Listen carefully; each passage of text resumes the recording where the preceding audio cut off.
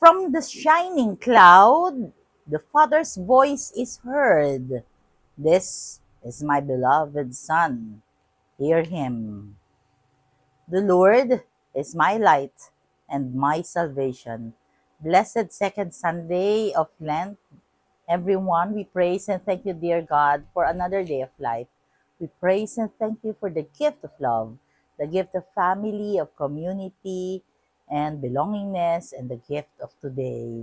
In the Gospel, we are being reminded about the transfiguration of Jesus. Yung pagbabagong anyo niya, yung dazzling white. Yung puting-puti ang nakita. Kanina naalala ko, very vivid in my mind how it was explained by the homilies kaninang umaga, yung message ng transfiguration. Remember, pumanik siya sa bundok at siya ay nanalangin. Tapos, ang ebanghelyo ngayon ay paalala na sa mahal na araw kung saan magtatapos itong season of Lent, yung Quaresma, yung 40 days, magtatapos ito sa resurrection. Pero bago makarating dun sa resurrection, ito ay reminder na meron siyang sakripisyo, pagpapakasakit, yung passion niya, at siya ay mamamatay. Di ba? Yung lahat ng mga pagdadaanan niya, this is a reminder na dadaan siya sa series ng paghihirap, pighati, pagdurusa, bago dadating sa panibagong buhay, yung mabubuhay na siyang muli. At ano ang reminder niyan? Yung hindi mananatili yung pighati, hindi mananatili yung pagdurusa, yung sakripisyo, yung mga problema dahil merong resurrection. Napakagandang pagpapaalala sa atin na si Jesus ay nagpaparamdam na siya ay hindi nakakalimot that He is here to fulfill the promise of God the Father na merong buhay na walang hanggan, na mabubuhay na muli. Kaya lang, kinakailangang pagdaanan niya ang lahat. Parang tayo din, tayo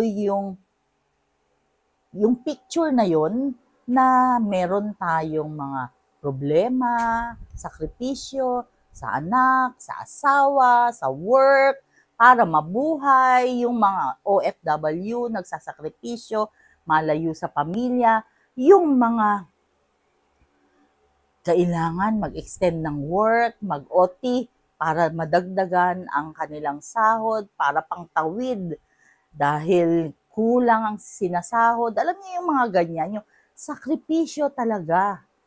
And anong ending nun? Diba? Yung mga anak na pinapaaral, ginagawa ng paraan, nakakapagtrabaho. Pagkatapos, sila naman ang aahon sa kahirapan na dinanas ng mga magulang. Same sakripisyo. Pero kapag nagtapos na yung anak, that is resurrection. So, we are just being reminded that hindi puro sakripisyo ang buhay at hindi puro saya. Kasi bago sa saya, dapat talaga marunong tayong yakapin. This is our cross. Yung sinasabing, pick up your cross and carry it every single day. Yun eh. Hindi ko alam kung madali bang maintindihan. Basta ang gusto ko lang sabihin is, we are all undergoing challenges in life. And we will not be always with the challenges. Dahil darating ang araw o ang oras na yung challenges mo ay natapos na. Ang problema ay nagkaroon na ng solusyon. Saan ka huhugot ng lakas para magkaroon ng solusyon ng problema? Sa panalangin sa Diyos, kakapit ka lang kasi hindi Kanya pababayaan. Hindi kinakalimutan ng Diyos ang Kanyang mga anak na hindi rin nakakalimot sa Kanya. Yon ang paalala sa atin ng Ebanghelyo sa ikalawang linggo ng Quaresma. Manalangin tayo. Panginoon Diyos, maraming salamat po sa lahat. papuri at pasasalamat ang aming pinagkakaloob sa iyo. We praise and thank you. We pray that you be with us always and in always and allow your presence in our lives to manifest. Lord Jesus, we pray for the sick. Si Lorraine, lalabas na po ng ospital. Naway patuloy po ang kanyang paggaling. Si Madel naman po ay mauospital in 2 weeks time. Kayo na po ang magpagaling sa kanya. Lord God, we are sorry for our sins, either of commission or omission. We pray for everyone, especially those who are praying with us right here, right now. Panginoon, napakadami po namin pinagdadaanan na hirap, pasakit, sakripisyo, challenges, problema, lalo na sa aming community, sa Hearts of Jesus and Mary Prayer Community, sa bawat isa sa amin na meron kaming kwento, meron kaming daladala, meron kaming concern. Hindi po namin mapapagtagumpayan ang mga bagay na ito kung wala ka po sa buhay namin. We invite you, dear God, to please take care of everything. Please be in control of everything. Maraming salamat po, Panginoon.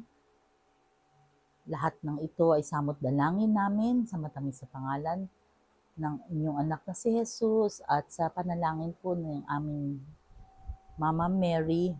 Amen. God bless us all.